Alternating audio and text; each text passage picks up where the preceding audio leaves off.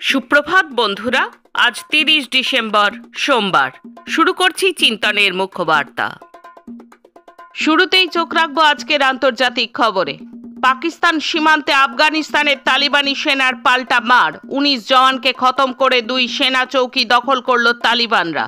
নিহত হয়েছেন আফগানিস্তানের 3 জন সাধারণ নাগরিকও, তবে আফগান সরকারের তরফে হতাহতের সংখ্যা নিয়ে মুখ খোলা হয়নি।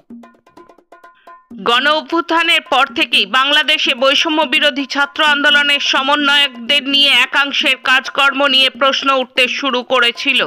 জেলায় জেলায় এখনো ছাত্র নেতাদের সমান্তরাল শাসন চলছে, সরকারের পুলিশ প্রশাসনও চলছে তাদের কথায়।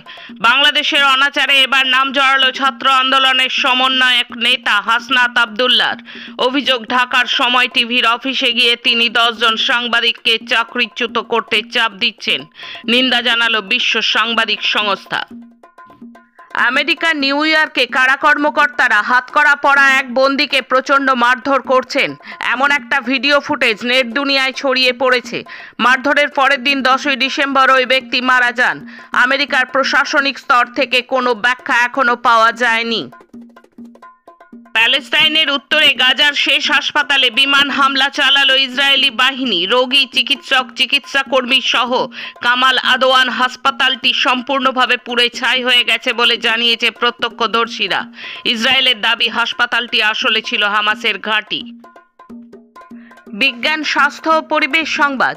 আমেরিকার মহাকাশ গবেষণা সংস্থা নাসার একটি মহাকাশযান শুক্রবার সফলভাবে সূর্যের কাছাকাছি যেতে সক্ষম হয়েছে। মহাকাশযানটির নাম পার্কার সোলার প্রোব। নাসার তথ্য অনুযায়ী পার্কার সোলার প্রোবের গতি ঘন্টায় প্রায় 4,30,000 মাইল। এটি প্রায় 1000 ডিগ্রি সেলসিয়াস তাপমাত্রা সহ্য করে সূর্যের অভিমুখে এগিয়ে গেছে।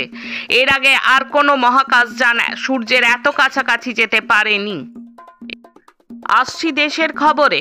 দারিদ্রতার সূচকে কারচুপি করে মোদী সরকার উন্নয়ন দেখাতে চাইছে। পরিবারের কারো ব্যাংক বা পোস্ট অফিসে অ্যাকাউন্ট থাকলেই ওই পরিবারকে আর বঞ্চিত বা দরিদ্র পরিবার বলা হবে না। জাতীয় পরিবার স্বাস্থ্য সংস্থা অনুযায়ী 90% মানুষের ব্যাংক অ্যাকাউন্ট আছে। অতএব এই বিশাল সংখ্যক মানুষ দারিদ্র সীমা তালিকা থেকে বাদ যাবে। নরেন্দ্র মোদী সরকারের দারিদ্র সূচকে কারচুপির অভিযোগ তুলে এমনই প্রতিবেদন প্রকাশ করেছে দ্য রিপোর্টার্স কালেকটিভ। সেই প্রতিবেদনের কিছু অংশ প্রকাশ করেছে ইংরেজি সংবাদ পোর্টাল দ্য ওয়ার। উচ্চস্বরের আওয়াজের অজুহাতে উত্তরপ্রদেশের একাধিক মসজিদ থেকে লাউডস্পিকার সরিয়ে দিল যোগীর পুলিশ।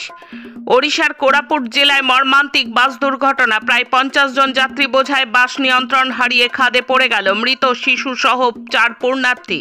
40 জন যাত্রী হাসপাতালে মৃত্যুর সাথে পাঞ্জা লড়ছে। ক্ষতিপূরণ ঘোষণা করলেন মুখ্যমন্ত্রী।